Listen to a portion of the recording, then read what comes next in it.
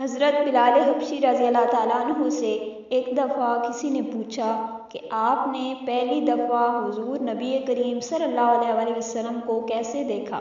حضرت بلال رضی اللہ تعالیٰ عنہ فرماتے ہیں کہ میں مکے کے لوگوں کو بہت ہی کم جانتا تھا، کیونکہ غلام تھا اور عرب میں غلاموں سے انسانیت سوچ سلوک عام تھا۔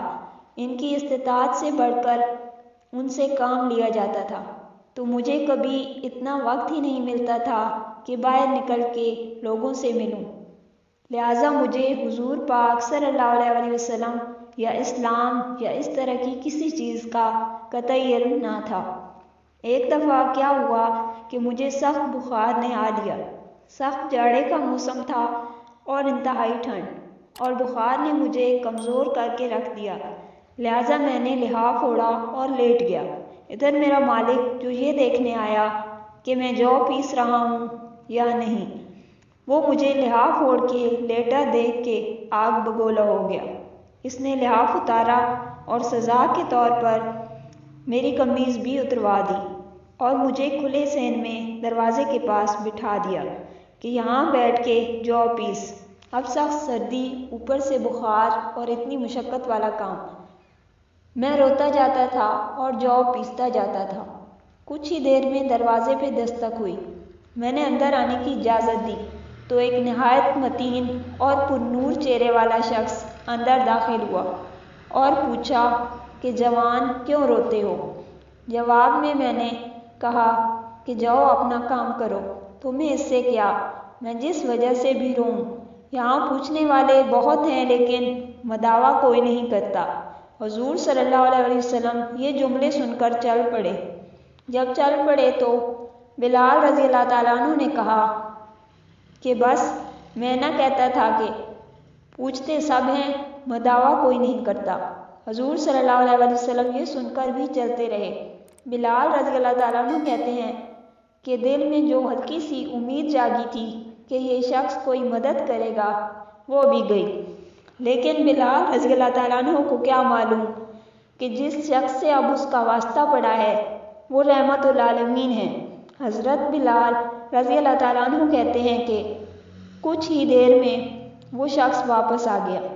اس کے ہاتھ میں گرم دودھ کا پیالہ اور دوسرے ہاتھ میں کھجوریں تھیں۔ اس نے وہ کھجوریں اور دودھ مجھے دیا اور کہا کھاؤ پیو اور جا کر سو جاؤ۔ میں نے کہا تو یہ جو کون پیسے گا؟ نہ پیسے تو مالک صبح بہت مارے گا۔ اس نے کہا تم سو جاؤ، یہ پیسے ہوئے مجھ سے لے لینا۔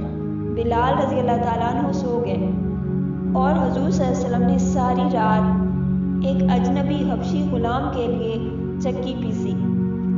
صبح بلال رضی اللہ تعالیٰ عنہ کو پسے ہوئے جو دیے اور چلے گئے۔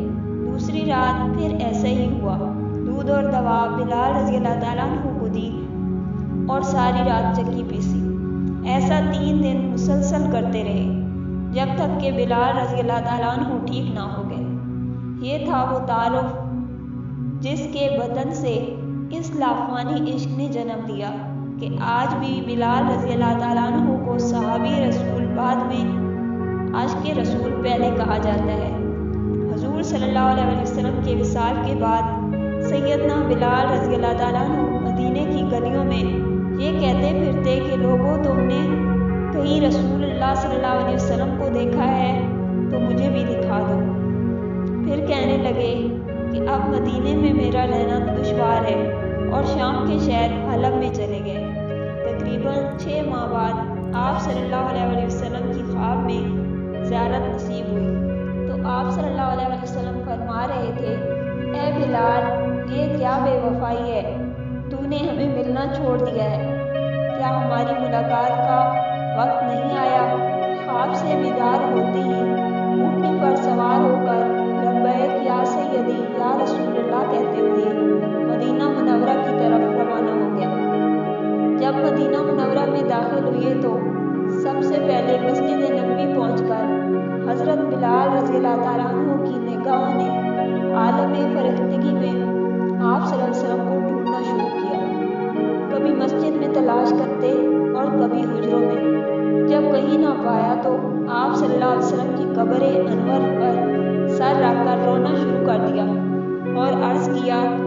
रसूल अल्लाह, आप सल्लल्लाहु अलैहि वसल्लम ने फरमाया था कि आकर मिल जाओ।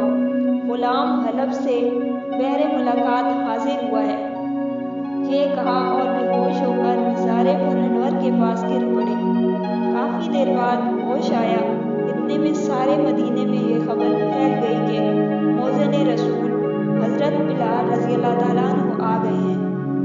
मदीना तैयबा के बूढ़े, जवान, मर्द, औरतें, बच्चे इकट्ठे होकर अर्ज़ करने लगे कि बिलाल रज़ियल्लाहु ताला अन्हु, एक दफ़ा वो अज़ान सुना दो जो महबूबुल्लाह सल्लल्लाहु अलैहि वसल्लम के ज़माने में सुनाते थे।